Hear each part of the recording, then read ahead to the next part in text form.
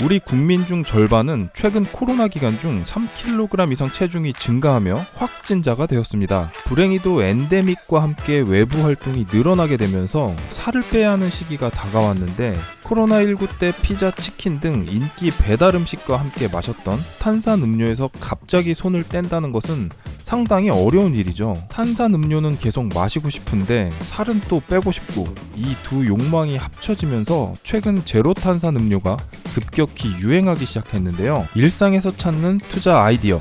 오늘은 탄산음료 시장의 역사와 주목해야 할 기업들을 알아보겠습니다. 시장 점유율 2019년 92%, 2020년 91%.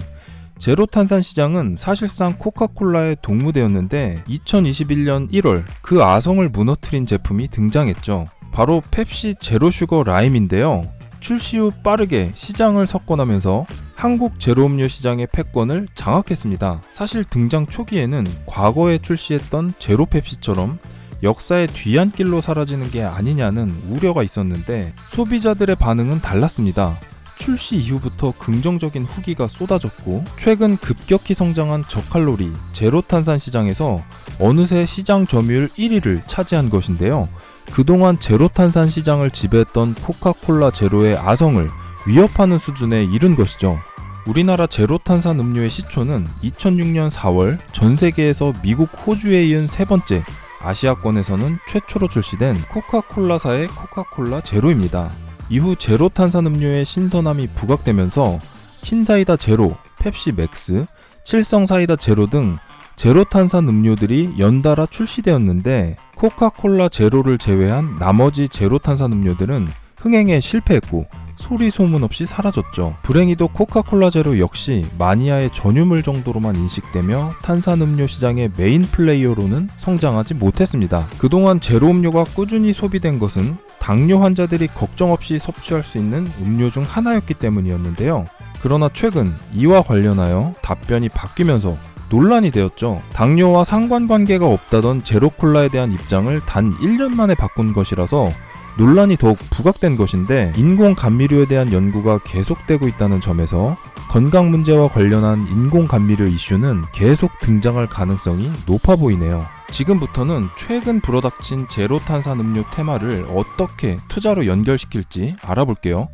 가장 단순히 생각했을 때 제로 탄산 음료를 제조하거나 유통하는 회사에 투자하는 방법이 있습니다. 국내 주식시장에 상장된 관련 회사는 크게 4개가 있는데 LG생활건강, 롯데칠성음료, 동아소시오홀딩스, 농심이죠. 이 중 우리가 주목하는 것은 바로 롯데칠성인데요. 펩시 제로슈거 라임 향으로 제로 탄산음료 역사의 한 획을 그었고 여러 제로 탄산음료를 출시하면서 시장을 주도할 것으로 예상되기 때문입니다. 그렇다면 롯데칠성은 어떤 회사일까요? 칠성사이다, 펩시, 델몬트, 칸타타, 레스비 등 우리에게 친숙한 여러가지 음료뿐 아니라 처음처럼 클라우드 등의 주류 역시 판매하고 있는 회사죠. 특히 음료와 주류 매출 비중은 약 2대1로 음료의 제조 판매로 주로 돈을 벌고 있는데 음료 중에서는 탄산음료가 50% 가까운 비중을 차지하고 있어서 탄산음료가 상당히 중요한 제품인 것을 알 수 있습니다. 2020년 하반기 이후 롯데칠성의 주가를 살펴보면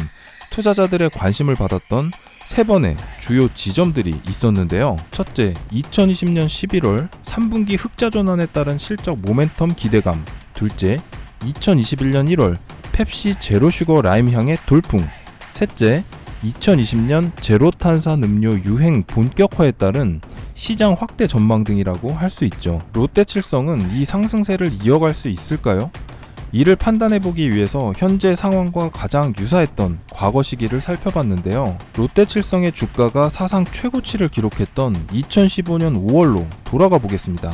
롯데칠성은 2015년 3월 과일 소주인 수나리를 출시했었죠. 이후 과일 소주가 입소문을 타기 시작하면서 5월에서 6월 좋은데이의 컬러 시리즈와 차미슬의 자몽의 이슬이 출시됐고 7월 그 유행의 정점을 맞이했는데요. 이 시기 롯데칠성의 주가는 과일 소주의 유행이 본격화된 4월부터 경쟁 제품인 좋은데이의 컬러 시리즈가 등장했던 5월 셋째 주 이전까지 순하리에 대한 시장 관심이 높아지면서 급상승했었습니다. 증권가에서도 롯데칠성의 호실적을 점치는 수많은 보고서들을 내놨는데 이러한 점도 주가 상승에 일조했던 것으로 보고 있죠. 2015년 순하리 출시에 따른 과일소주 유행의 시작, 2021년 펩시 제로 출시에 따른 제로 탄산음료 시장의 확대, 이 둘을 선도하고 있는 롯데칠성, 뭔가 비슷한 그림이 그려지지 않으신가요? 모두가 궁금해하는 롯데칠성의 투자 포인트는 간단합니다. 펩시 제로가 확대한 제로 탄산음료의 열풍이 지속될 것인지가 중요하다는 점이죠. 롯데칠성은 차기 주자로 밀키스 제로가 있는 만큼 투자 과정에서 후속 제품의 흥행 여부를 유심히 살피는 것도 꼭 필요한 부분이라는 점 말씀드리며 마무리하겠습니다. 이상으로 일상에서 얻는 투자 아이디어 머니스테이션이었습니다. 머니스테이션은 투자자에게 힘이 되는 콘텐츠를 만듭니다. 오늘 영상이 유익했다면 좋아요와 구독을 눌러주세요. 시청해주셔서 감사합니다.